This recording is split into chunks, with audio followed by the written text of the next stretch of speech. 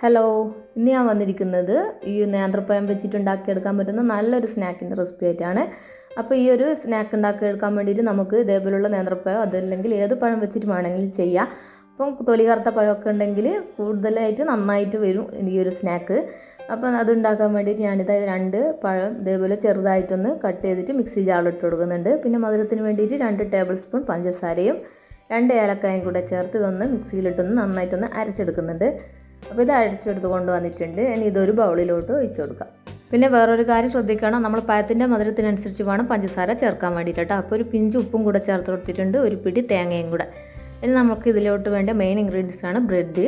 അപ്പോൾ ആ ബ്രെഡ് ഇതേപോലെ ചെറുതായിട്ടൊന്ന് കട്ട് ചെയ്തിട്ട് കൈ കൊണ്ടിങ്ങനെ കട്ട് ചെയ്തിട്ട് ഇതിലോട്ട് ഇട്ട് കൊടുക്കുക. അതല്ലെങ്കിൽ മിക്സി ജാറിലിട്ടിട്ട് ഒന്ന് ക്രഷ് ചെയ്തിട്ട് ഇട്ട് കൊടുത്താലും മതി. ഇനി ഇതൊന്ന് നന്നായിട്ട് കൈകൊണ്ട് ഇതേപോലെ പ്രസ് ചെയ്തിട്ടൊന്ന് കുഴച്ചെടുക്കണം. പെട്ടെന്ന് തന്നെ ഇത് അലിഞ്ഞ് വരും. അപ്പോൾ ഈ ഒരു ബ്രെഡിനൊരു കണക്കൊന്നുമില്ല, നമ്മൾ പഴത്തിൻ്റെ വലുപ്പത്തിനനുസരിച്ചായിരിക്കും ബ്രെഡിൻ്റെ അളവ്. ഇനി ഇതിലോട്ട് നമ്മൾ ചെറിയൊരു ക്രിസ്പ് കിട്ടാൻ വേണ്ടിയിട്ട് ഞാനിവിടെ 1.5 ടേബിൾ സ്പൂൺ അരിപ്പൊടിയും കൂടെ ചേർത്ത് കൊടുക്കുന്നുണ്ട്. ഇതും കൂടെ ചേർത്ത് ജസ്റ്റ് ഒന്ന് ഇതേപോലെ ഒന്ന് മിക്സ് ചെയ്തെടുക്കുക. അപ്പോൾ ഇത് നമ്മളെ ബാറ്റർ ഇവിടെ തയ്യാറായിട്ടുണ്ട്. ഇനി ഇതൊരു ചീനച്ചട്ടിയിൽ എണ്ണ നന്നായി ചൂടായതിന് ശേഷം അതിലോട്ട് ഇതേപോലെ കുറേശ്ശെ എടുത്ത് ഇട്ട് കൊടുക്കാം. അപ്പോൾ മീഡിയം ഫ്ലെയിമിൽ വെച്ചിട്ട് വേണം ചെയ്യാൻ വേണ്ടിയിട്ട്, ഹൈ ഫ്ലെയിമിൽ വെക്കാൻ പാടില്ല. അപ്പം നന്നായിട്ട് ഉള്ളു വേവില്ല, കരിഞ്ഞു പോകും. അതേപോലെ ലോ ഫ്ലെയിമിൽ വെച്ചാൽ നന്നായിട്ട് തന്നെ എണ്ണ കുടിക്കുകയും ചെയ്യും. അപ്പോൾ ഈ ഒരു രീതിയിൽ ഫ്രൈ ചെയ്യുകയാണെങ്കിൽ ഒട്ടും തന്നെ എണ്ണ കുടിക്കാതെ നല്ല സൂപ്പറായിട്ട് തന്നെ കിട്ടുന്നതായിരിക്കും.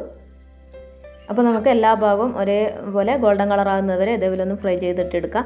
അപ്പോൾ ഈ ഒരു സ്നാക്കിൻ്റെ ഒരു ടേസ്റ്റ് എന്ന് പറഞ്ഞാൽ നമ്മളെ തേങ്ങാ ബിസ്ക്കറ്റൊക്കെ കഴിക്കുന്നില്ലേ, അതിൻ്റെ ഒരു ചെറിയൊരു ടേസ്റ്റ് ഉണ്ട്. അപ്പോൾ വേറെ തന്നെ ഒരു ടേസ്റ്റാണ്. അപ്പോൾ എന്തായാലും നിങ്ങളിത് ട്രൈ ചെയ്താലേ നിങ്ങൾക്ക് മനസ്സിലാവുള്ളൂ. എന്തായാലും ഒരു പ്രാവശ്യമെങ്കിലും ഇതൊന്ന് കണ്ടിട്ടൊന്ന് ട്രൈ ചെയ്ത് നോക്കണേ. അപ്പോൾ ഇതിൻ്റെ ടേസ്റ്റ് നിങ്ങൾക്ക് ഇഷ്ടമാവും. പിന്നെ നിങ്ങൾ അധികവും ഈ ഒരു റെസിപ്പി ഉണ്ടാക്കാൻ ചാൻസ് ഉണ്ട്. അപ്പോൾ എന്തായാലും ഒന്ന് കണ്ടിട്ടൊന്ന് ട്രൈ ചെയ്ത് നോക്കുക കേട്ടോ. അപ്പോൾ ഇതാ ഞാൻ മുഴുവനും ഇതിവിടെ ഫ്രൈ ചെയ്തെടുത്തിട്ടുണ്ട്.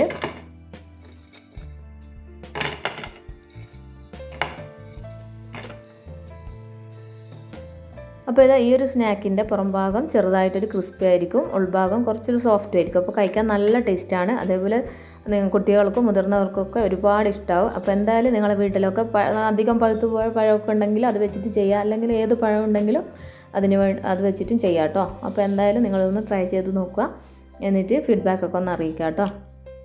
അതേപോലെ സബ്സ്ക്രൈബ് ചെയ്യാതെ ആരെങ്കിലും കാണുന്നുണ്ടെങ്കിൽ സബ്സ്ക്രൈബും ചെയ്യാം കേട്ടോ. അപ്പോൾ അടുത്ത റെസിപ്പി ആയിട്ട് വീണ്ടും വരാം. താങ്ക്